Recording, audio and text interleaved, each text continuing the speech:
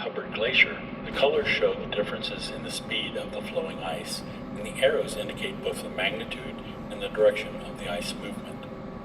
First, notice that the ice moves faster as it is constricted in the narrow part of the valley, much like a river, but also the flow is faster near the glacier's terminus.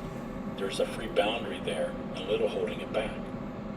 What's especially interesting is the wave-like pulsing of the flow.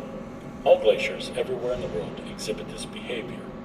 In spring, when the water first gets to the glacier's bed, it backs up, builds in volume, and being heavier than ice, lifts the ice, reducing friction and allowing the glacier to move more quickly. But come summer, all the water going through the glacier has created an effective drainage system. The water now moves faster under the glacier, lowering the water pressure and letting the ice settle. The increased friction with the rocky bed causes the glacier to move slower, and in the early winter the glacier comes to a near standstill.